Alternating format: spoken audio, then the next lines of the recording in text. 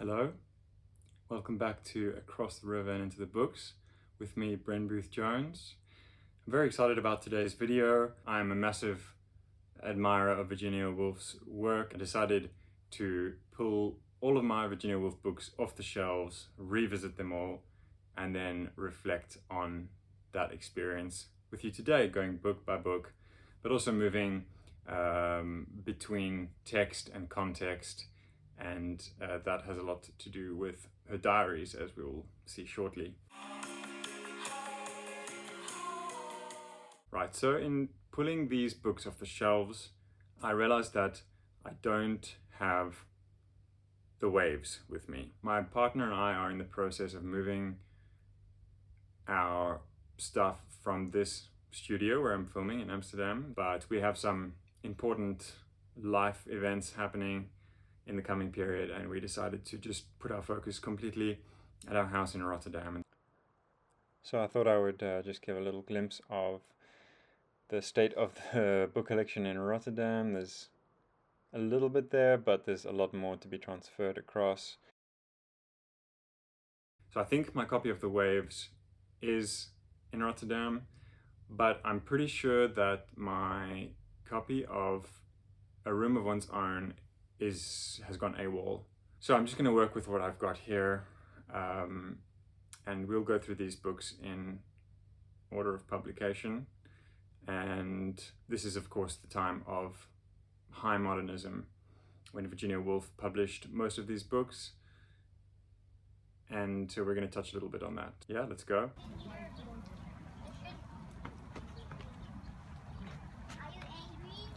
Right, so let's just have a little overview here. First, we've got Monday or Tuesday. These are 8 stories published in 1921 by Virginia Woolf and her husband Leonard Woolf. Their press that they set up was called the Hogarth Press, and it was eventually acquired by Vintage Books in 1987. But until then, it was an independent publisher, and they published many now canonical works, including T.S. Eliot's The Wasteland. They were one of the first, or if not the first, English translation of Freud, Sigmund Freud. And on the left there you see The Lady in the Looking Glass, which is just a selection of stories that come mostly out of Monday or Tuesday. I'll just put it there for convenience sake. Next we have Jacob's Room. This was published in 1922. It's actually her third novel, the first one being The Voyage Out, which was 1915, I believe, and her second novel, Night and Day, was published in 1919, but Jacob's Room, 1922. And then 1925, Mrs. Dalloway. So I actually realized that I have 2 copies of Mrs. Dalloway. And so I thought, well, if anyone leaves a comment saying that they would like a copy of Mrs. Dalloway, I will inscribe it and do a lucky draw or something and post it to one of you. And then also 1925 was The Common Reader, selection of her Deadline prose. And then To the Lighthouse, 1927. And then, like I said in my intro, I don't have my copy of A Room of One's Own anymore, 1929. So, but I've got a few bits and bobs here, like selections that some of these come out of A Room of One's Own. Then 1931, Flush, and then the last book that she wrote before drowning herself, Between the Acts, published in 1941. Now I've got here in the middle the Diaries. I only have volume 1 here, but it's a 5-volume set edited by Anne Olivia Bell, who was married to Virginia's nephew Quentin. But I have it here in the middle because it serves very well to move, as I said, between text and context. And this, in her diaries, which she wrote very rapidly and very fluidly, you see this by the use of ampersands and abbreviations. She refracted her experience and the sort of raw data of her daily encounters with the world through this diary out into her fiction. And it's a very, very useful resource to understand where these ideas for her novels germinated. So these stories, Monday or Tuesday, published in 1921 by the Hogarth Press, a sort of inchoate genius emanates from these stories. We see her scratching and digging to find her voice and to find what she always searched for, which was this totalizing, encompassing sense of life itself. Could I reach it? The narrator says in an unwritten novel. Could I reach it? Surreptitiously I tried. She saw me. A smile of infinite irony, infinite sorrow, flitted and faded from her face. Which reminds me of Jorge Luis Borges when he says that we should look at the world with infinite wonder and infinite pity. I wonder if he read Virginia Woolf's short stories before articulating that sentiment. Okay, Jacob's Room, 1922. As I said, Woolf's third novel. I'm not going to say too much about this novel because it is a kind of transitional point, and it's important for that reason, between her earlier, more conventional two novels and her brilliant later work. And this was the book in which she sort of found her voice. While it has moments of flickering, trembling fluidity, it doesn't have the cohesion and internal energy of her more successful novels. But I like to think of Jacob's Room as a kind of depth charge in which she unearthed her voice and her vision. And you know, I think a problem with this book as well is that Jacob is not the most likable character. We see some modernist themes here of alienation and isolation in the image of Jacob as a young boy, sort of stranded on the beach and looking all around him at the expanse of sand and sea, and he's this isolated figure. So just a quick word on modernism.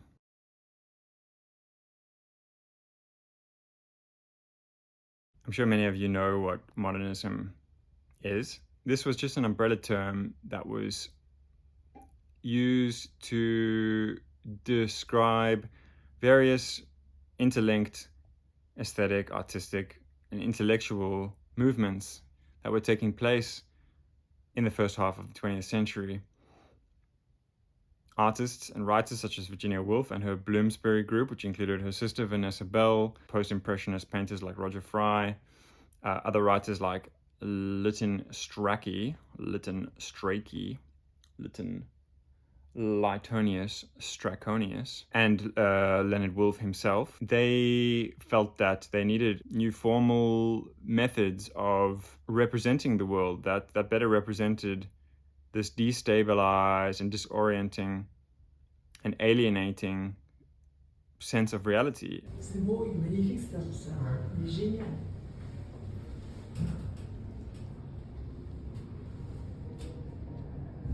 There were paradigm shifts that really led to this drive to, in the battle cry of Ezra Pound, make it new. And these paradigm shifts came from many scientific and intellectual fronts. So just quickly to name a few, there was the women's suffragettes movement, which was, to emancipate women and give them equal rights. There was Einstein and his theory of relativity. There was Darwin and natural selection, which completely disrupted our old notions of human timescales and natural history. Evolution, just this massive paradigm exploding revelation. There was also Freud and the unconscious. Like I said, Virginia Woolf and Leonard Woolf were the first to publish English translations of Freud. There was also the formerly slaved Black Americans who were migrating from the American South into the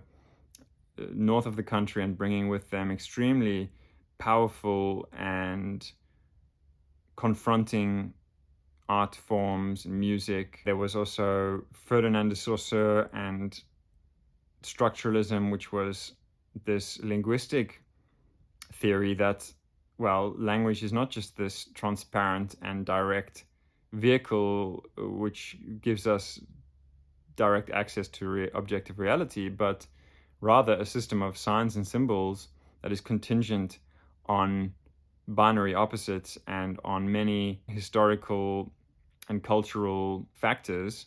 It differs from language to language and basically is this web of interconnections and relations that mediates our contact with reality. And that was a very destabilizing development, which later led to post-structuralism and postmodernism and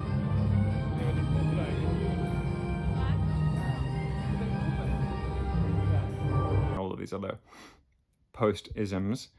But at that time, yeah, like I said, the artists were learning about all of these things, and they wanted to create radical art that better represented this fragmented sense of one's place in the world. So I actually had a little dig around my library, at least books that I have here in Amsterdam, and to look and see if I had anything else by the Bloomsbury Group.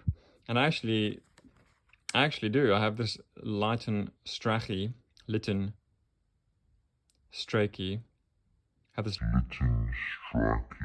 It's a short biography of Florence Nightingale, and it's taken from a longer work of his, Eminent Victorians, published in 1918, and it's actually beautiful. It's really, really brilliant.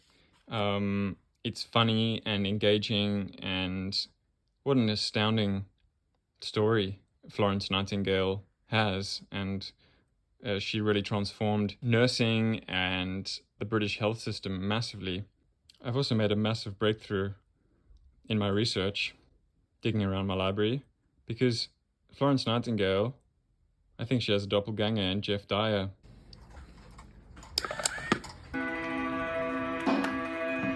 And I can highly recommend both Strachey's biography and basically all of Jeff Dyer's books.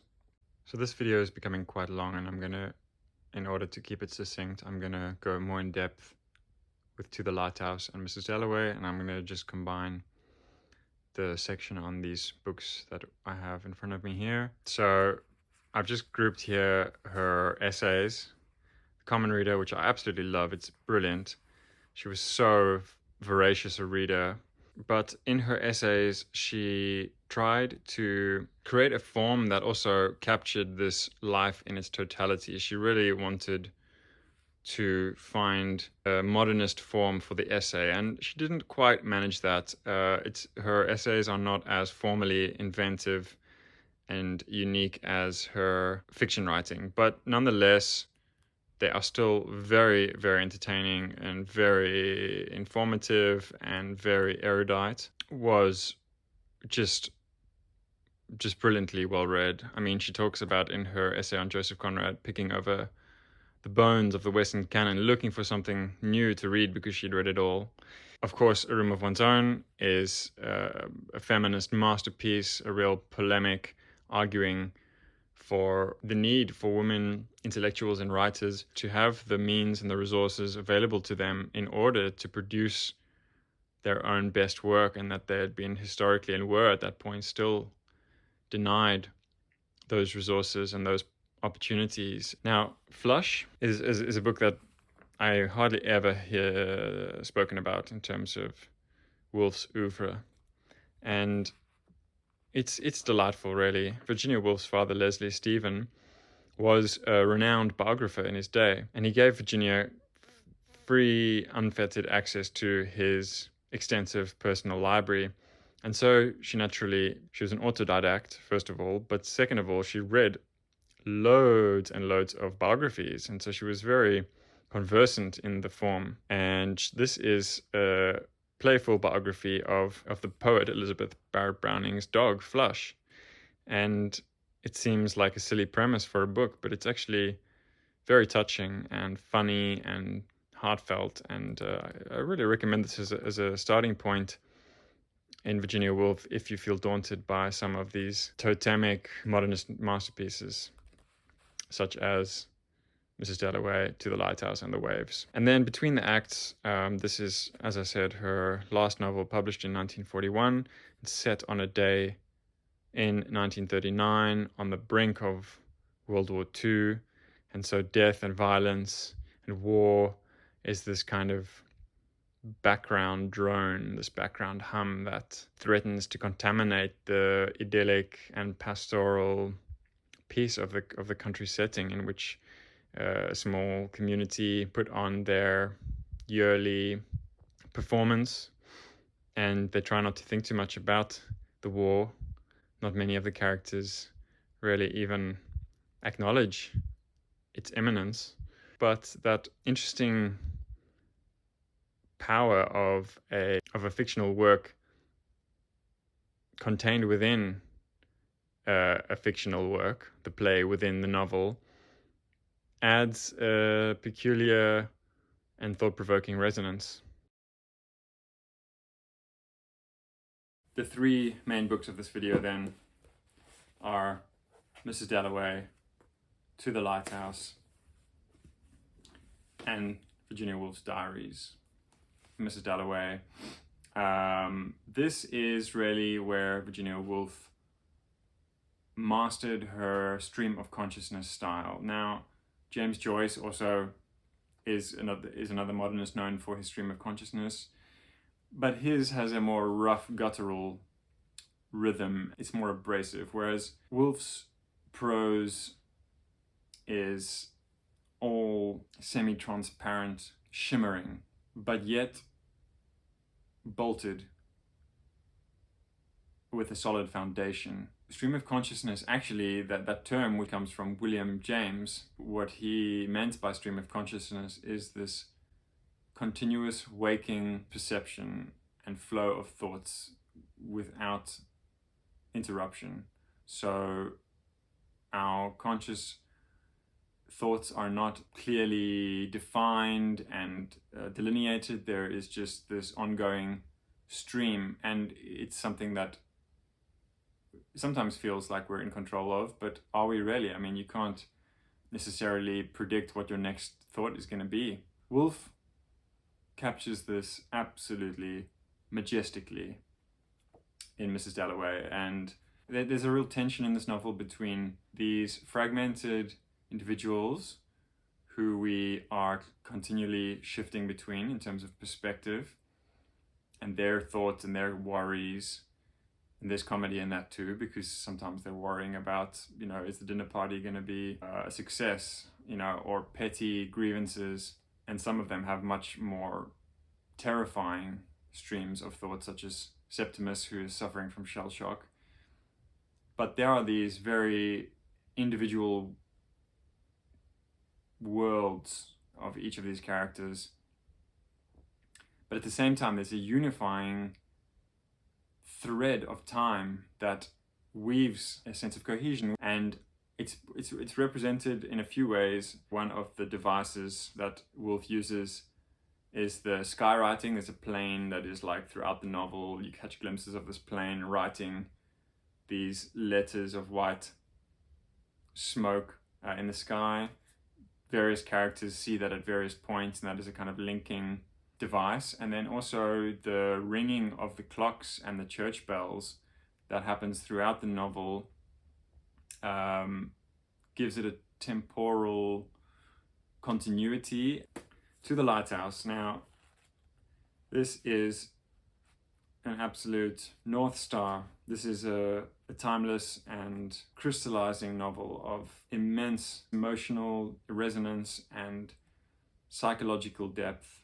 It's structured in three parts. The first part takes place on one day on the Isle of Skye in Scotland, where the Ramsays have a holiday house. And the first and the third part of the novel take place